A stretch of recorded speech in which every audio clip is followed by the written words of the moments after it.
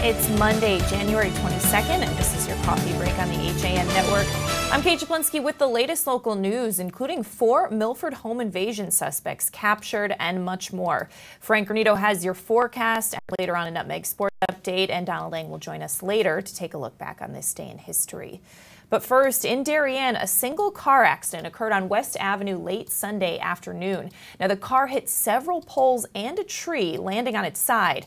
Now, John Bolton, a West Avenue neighbor and witness to the scene, submitted this photo to the Darien Times. Now, Lieutenant Jeremiah Marin of the Darien Police Department reports that the driver of the car was injured and transported to the hospital. You can check for updates at DarienTimes.com. And in other news, 4 arrests were made last week in connection to a Melba Street home invasion that took place back in May. Now, on May 29th, Milford police received a complaint of a home invasion which had just taken place at a residence. The suspects had just left in a silver Infiniti sedan after using a firearm to forcibly take items from the resident's home. Well, on the way to the Melba Street home, a Milford officer spotted that car matching the description speeding on Old Gate Lane near New Haven Avenue and began pursuing. However, that pursuit ended when the officer lost sight of the car on Easttown Road near the Boston Post Road, but the officer had managed to get the license plate number, which came back as belonging to 47-year-old Charles Johnson of New Haven. Well, Milford police say an in-depth and thorough investigation took place, and with the help of fingerprint and DNA analysis, as well as eyewitnesses and other methods, 3 more suspects in addition to Johnson were developed. They include 26-year-old Larry Davis of New Haven, 42-year-old Thomas Sanders of New Haven, and 22-year-old Selena Cardenas of Norwalk. Now, between January 17th and 19th, all 4 suspects were taken into custody and charged in connection with that crime. And Connecticut state troopers in Hartford shared dashcam video of officers rescuing a man who overdosed on heroin while driving. Take a look. Now, this happened around 4:45 p.m. when officers and DOT responded to reports of a disabled motor vehicle in the left shoulder on I-91 northbound at exit 32A in Hartford. Well, upon arrival, troopers and DOT found a small Ford pickup truck stopped against the barrier with the brake lights illuminated. Well, when troopers approached the pickup, they found the male operator unresponsive and locked inside with his foot on the brake. Now, the pickup was still running and in drive. Troopers also saw suspected heroin in plain view. To prevent the pickup from launching into traffic if the operator's foot moved from the brake to the gas, DOT pulled their service patrol truck in front of the Ford pickup to block its path. Well, troopers banged on the pickup's window. However, that operator was not responding, so troopers had to break out the driver's side window to render aid to the unresponsive man. And after breaking that window, troopers reached in and put the pickup truck in park. Now, the operator had a weak pulse and did not appear to be breathing at the time, and troopers believed he was suffering from a heroin overdose. Well, they gave the unresponsive man a dose of Narcan and some oxygen, and a short time later, that operator regained consciousness and began talking with first responders. The operator was later released from the hospital and was arrested for DUI. And in other news, a Bridgeport man faces a host of charges in Monroe after police say he broke into a van at VIP Security and Consulting on Main Street and stole more than $2,000 worth of tools back in November. 57-year-old Leonard Frascatore was arrested last Wednesday on a warrant on charges of third-degree burglary as well as criminal trespass, criminal mischief, and third-degree larceny. In November, police had received a report of a van broken into with more than $2,000 worth of tools stolen from that Main Street business. Detectives investigated the incident and located some of those stolen items at a local pawn shop. As a result of the information that was developed in the investigation, an arrest warrant was obtained for Frascatore. And in Stratford, 2 Bridgeport residents accused of filling out forged absentee ballot applications for last November's mayoral election were charged on Thursday. Troy Stevenson and Betty Chappell, both 56 years old, were arrested on Thursday by Stratford police by warrant. Now, both were charged with second-degree forgery and giving a false statement in absentee balloting. Police Captain Frank Iannotti said Friday that an investigation began when the town's clerk's office noticed discrepancies in the absentee ballot applications. Iannotti said Chappell and Stevenson forged applications, but said no ballots were ever submitted by either of them. And the family of a Ridgefield woman whose car was stuck on the railroad tracks at Topstone Crossing in Reading is considering legal action. This happened back on Friday night, January 12th. Stephanie Trion-Falau was driving from her house to a friend's house in Danbury and was trying to cut through on back roads to avoid using the highway. Well, she was following GPS directions at the time that told her to go in the directions of the train tracks on Topstone Road. She said that it was dark and foggy. She got confused and didn't realize that she had driven onto the tracks. Well, Stephanie was able to escape from her car before it was hit by an approaching train. Well, her father, Nick, said last week that his daughter's car, a Volkswagen Jetta, had been in good shape and was recently serviced. He said he had just had it serviced at the Volkswagen in Danbury. Yet, also on Friday, MTA spokesperson Nancy Gamerman said that the car stalled on the tracks. Now, according to Gamerman, the driver, Stephanie, was being directed by GPS instructions and was issued a summons for using a handheld device while driving. Gamerman added that the incident is under investigation. Now, while Stephanie was unharmed physically from the incident, she is still very shaken up, according to her parents. And there's a lot more on that story at theridgefieldpress.com. All right, taking a turn now, we're going to throw it over to Frank Granito for a look at your forecast. Frank. All right, thank you, Kate. And we've got a little bit of gloomy weather hanging around on this Monday. Seeing temperatures in the mid-40s as it's a little more mild compared to this past weekend. Cloudy out, and we're going to see periods of on and off rain and drizzle throughout the rest of the day. We could see some areas of fog as well at times this afternoon. Fog, cloud cover, rain going to carry overnight with a low of 35 into tomorrow morning, and tomorrow gets a little interesting. We could see thunderstorms at parts in time during the day, temperatures in the low 50s. Lots of rain expected, very heavy at times, and it's going to be very breezy. In parts of the county, we could see wind gusts as high as 50 miles per hour at points in time tomorrow during the day. Things will start to clear up, though, in the later hours tomorrow. We should see clear skies by the end of tomorrow night, a low of 33. Still going to be pretty breezy out on Wednesday and a little bit cooler as temperatures come back down into the 30s, and we'll have mostly sunny skies throughout the afternoon. We'll keep you updated on everything with tomorrow's storms. And for now, though, we go back over to Kate. Thanks so much, Frank. We're going to step out for a break. When we come back, Donald Eng will give us a look back on this day in history. Frank has your Nutmeg Sports Update, and we have more local news after this. Walter Stewart's Market is your destination for the best big game fixings. From our house-made fresh guacamole and dips to chili, chicken wings, pulled pork potato skins, risotto balls, and take and bake house-made specialty pizzas. Combined with a selection of the best craft brews, Stewart's is your one-stop big game shop. Stop into Walter Stewart's Market, conveniently located at 229 Elm Street in New Canaan, and find us at stewartsmarket.com. Want a new experience in car buying? Scap Chrysler Dodge Jeep Ram. We are Connecticut's Wrangler headquarters. Come visit our new Ram Truck Center. Our Ram trucks get the job done with unparalleled style and performance. Call, click, or stop in to find the new Jeep, Chrysler, Dodge car, minivan, or Ram truck that you've been looking for. Family owned and operated for over 50 years. Save thousands at the 2018 Auto Show event and Start Something New sales event. Now through January 31st. At Galt, we always put you first. As your full-service home heating partner, we provide expert delivery, installation, and maintenance for all your heating needs with knowledgeable, friendly professionals that give you peace of mind 24/7. Galt Family Companies, you first since 1863. Had a sports injury or slip and fall that needs immediate care? Coastal Orthopedics Walk-In Urgent Care gives you direct access to orthopedic specialists fast without an appointment.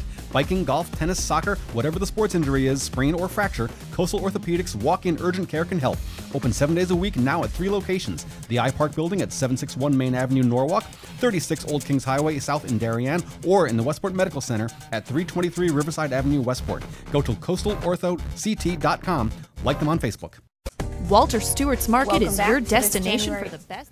Welcome back to this January 22nd edition of your Coffee Break on the HAN Network. I'm Kate Czaplinski, and it's time to take a look back on this day in history with Donald Eng. Don. Well, Kate, we're going to stick with relatively modern history today, starting in 1970 when the Boeing 747, the first jumbo jet, two-level jet, enters commercial service with its launch customer Pan Am, a maiden voyage from JFK to London Heathrow. That's a 747 there parked next to a Boeing 707 to give you an idea of just how much bigger than a standard plane the 747 was. The plane grew out of a Air Force competition for a very large transport, which the 747 actually lost. Ironically, about 95% of 747s made today are actually freighters. To 1973 now, the Supreme Court delivers its decisions in the Roe v. Wade and Doe v. Bolton cases. Now, you know about Jane Roe, that's her there on the right, but you probably don't know about Margaret Doe, that's her there on the left. Now, Doe v. Bolton was a similar decision based in Georgia, where the Supreme Court, in Georgia actually, the laws of the state said that there were requirements for residency and for 3 physicians to approve the procedure. The court ruled that privacy and a woman's decision of her own health would supersede state requirements. To 1998 now, 20 years ago, Theodore Kaczynski pleads guilty to federal charges, acknowledging his responsibility for a 17-year campaign of package bombings attributed to the Unabomber. That was the FBI code. The acronym was for Universities and Airlines Bombings, is what he attacked. Kaczynski had been the subject of the FBI's longest, costliest investigation until literary cues from his 35,000-word manifesto led his brother to suspect that he was actually carrying out the bombings from his 10-foot by 12-foot cabin in Montana. Kaczynski was sentenced to 8 consecutive life sentences. Finally, now we go to 1973 in Jamaica for this. Angie Dundee, Ali's trainer, right next to me is saying it. You may hear him. Down goes Frazier! Down goes Frazier! Down goes Frazier! The heavyweight champion is taking the mandatory 8 count, and Foreman is as poised as can be in a neutral corner. He is. Just realized Frazier there was wearing boxing gloves in the Jamaica colors. But that is Joe Frazier losing the first fight of his professional career to George Foreman, the so-called Sunshine Showdown. Foreman knocked Frazier down 6 times in just 4.5 minutes of ring time. You heard Howard Cosell's famous call there. Angelo Dundee, Muhammad Ali's trainer, sitting next to Cosell, would later be heard audibly pleading for the ref to stop the fight. Foreman would lose the belt to Ali in the rope-a-dope fight the following year, and then retire for 10 years before launching his comeback that culminated in him regaining the title in 1994, just a few weeks shy of his 46th birthday.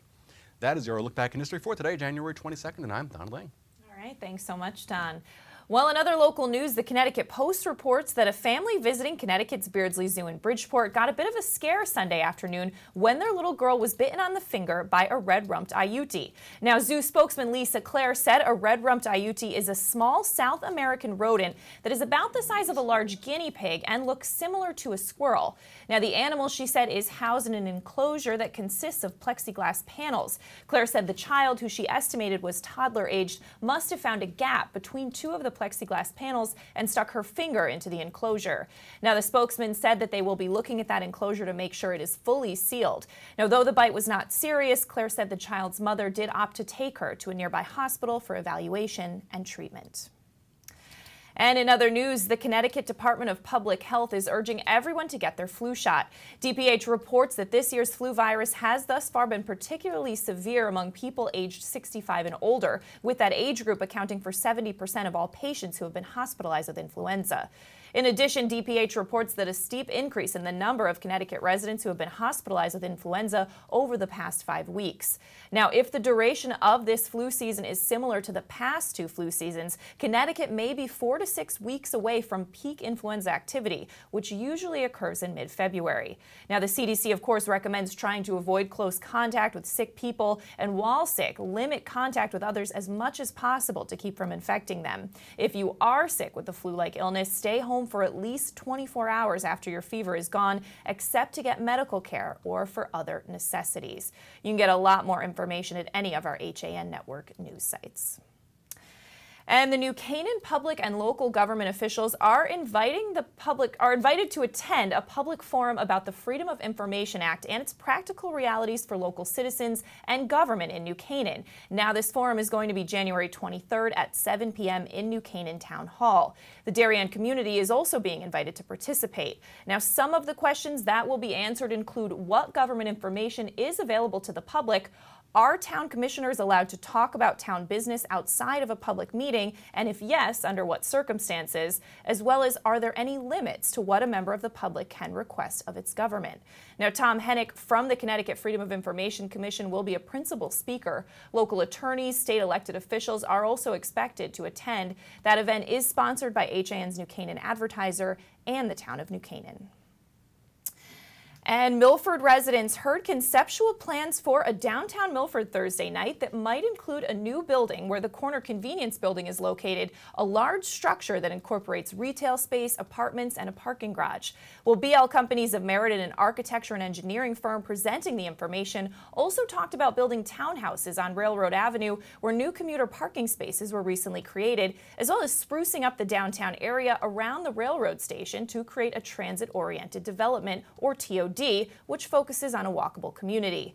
Now, the ideas presented Thursday night at Milford City Hall follow more than a year of studies and workshops and are included in a final TOD market analysis and conceptual site plan. Well, Wayne Violette, senior landscape architect with BL Companies, as well as Pete Smith, chairman of the Downtown River High Street Development Committee, cautioned that the ideas presented and contained in that report are just a roadmap toward a possible future downtown and not set in stone. Then there's much more on those plans at milfordmirror.com. All right, we're going to throw it over to Frank Granito now for your Nutmeg Sports Update. Frank. Thank you, Kate. First up, we have our Athlete of the Week winners for week number 2 in the winter season. A big congratulations to Chris Brown of the Trumbull boys basketball team and Sammy Lindell of the Darien girls skiing squad. Brown dropped 24 points, 11 of them in the fourth quarter when Trumbull defeated St. Joseph 63-61 back in their officials versus Cancer game last Saturday. Brown was 9 of 17 from the floor with 2 3-pointers, 5 rebounds, 5 assists, and 5 steals. Big game for him. He followed it up with 17 points and 7 rebounds, 7 assists in a 55-41 win over Staples. Darien sophomore Sammy Lindell took first place for the second time in 2 meets at last Wednesday's race for Mount Southington. For the second race in a row, she was the only racer out of a field of 90 girls to go under 44 seconds in her combined 2 runs. We'll have our Week 3 nominees this afternoon on Nutmeg Sports at 2 o'clock. For now, though, let's go back to Friday night to West Hill High School in the newest chapter of the city rivalry as the Vikings welcomed in the Trinity Catholic Crusaders in boys basketball. All Trinity Catholic in this one, though, as the Crusaders found a way to fight back from an 11-8 first quarter deficit and cruise to a 55-34 victory. Let's take a look at the highlights from Friday night. McGill down the corner, fakes his shot, goes baseline, kicks it out to Cameron Blake. Cameron Blake, hesitation. Beautiful duck down low, and he's fouling.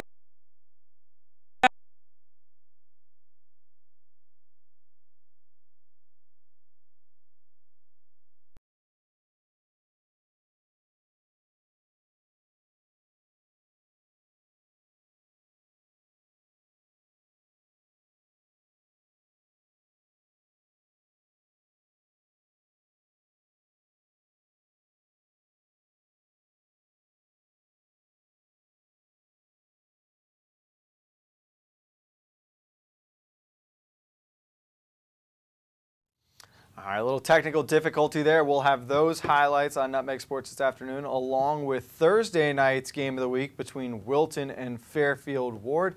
And also we'll break hockey action, including a big win for New Canaan on a game dedicated to Nico Malazzi when they took down Notre Dame of Fairfield 5-4. Fairfield Prep and Darien meeting up as the Jesuits come away with a 4-1 victory, and plenty more from around the conference. All of that at 2 o'clock this afternoon. For now, though, we go back over to Kate. All right, thanks so much, Frank. We're going to step out for a break. When we come back, we're going to recap some of the top stories we're following today after this. Voted Best Gourmet to Go in Fairfield County, Palmer's extensive menu offers everything you'll need to make your next event easy and delicious. Whether you're hosting a small get-together or planning a large celebration, they've got you covered breakfast through dessert. Order online at palmersdarien.com or call 203-655-2077. Yeah, Dad. Kyle, I need you to update the financial statements. I took care of that yesterday, Dad. Mac, I need you to get those deals approved. They're all done, Mr. Miller. Jeff, I need you to order lunch for the meeting. They can't do a thing without me. Right now, lease a 2017 Sentra S for only $97 a month. I'm never going to retire.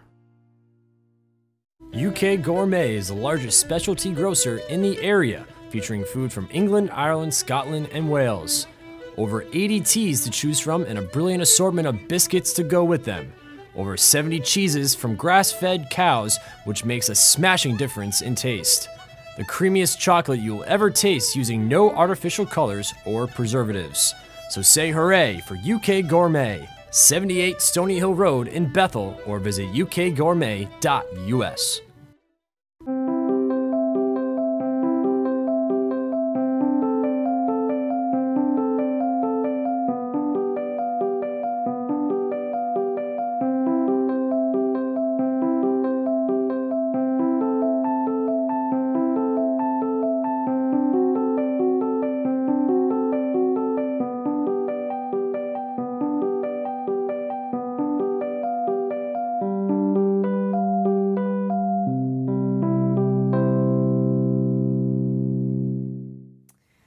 Welcome back to this Monday edition of your Coffee Break on the HAN Network. I'm Kate Czaplinski, recapping the top stories we're following today. In Darien, a single car accident occurred on West Avenue late Sunday afternoon. The car hit several poles and a tree before landing on its side. Now, John Bolton, a West Avenue neighbor and witness to the accident, submitted a photo from the scene to the Darien Times. Lieutenant Jeremiah Marin of the Darien Police Department reports that the driver of the car was injured and transported to the hospital. You can look for updates on that story at DarienTimes.com. And 4 arrests were made last week in connection to a Melba Street home invasion that took place back in May. On May 29th, Milford police received a complaint of a home invasion which had just taken place at a home. Now, the suspects had just left in a silver Infiniti sedan after using a firearm to forcibly take items from the resident's home. Well, on the way to the Melba Street home, a Milford officer spotted a car matching the description speeding on Old Gate Lane near New Haven Avenue and began pursuing. Well, the pursuit ended when that officer eventually lost sight of the vehicle on East Town Road near the Boston Post Road. But the officer had managed to get the license plate number, which came back as belonging to 47-year-old Charles Johnson of New Haven.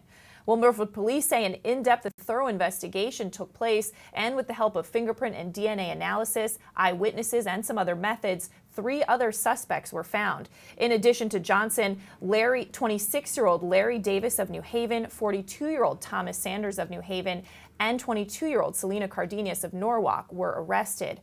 They were all charged between January 17th and January 19th and taken into custody.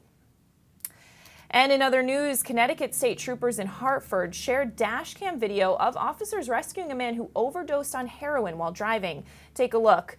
This happened around 4:45 p.m. when officers and DOT responded to reports of a disabled motor vehicle in the left shoulder on I-91 northbound at exit 32A in Hartford.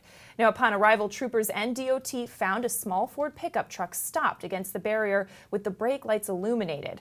When troopers approached the pickup, they found that male driver was unresponsive and locked inside with his foot on the brake. Now, that pickup was still running and in drive, and troopers also saw suspected heroin in plain view. Well, to prevent the pickup from launching into traffic if the operator's foot moved from brake to gas, DOT pulled the service patrol truck in front of that Ford pickup to block its path. Troopers banged on the pickup's window, however, that operator was not responding, so troopers broke out the driver's side window to render aid to that unresponsive man. After breaking the window, troopers also reached in and put that pickup truck in park.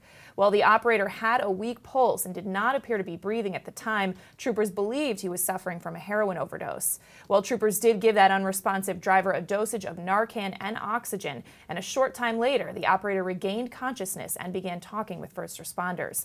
That operator was later released from the hospital and charged with DUI.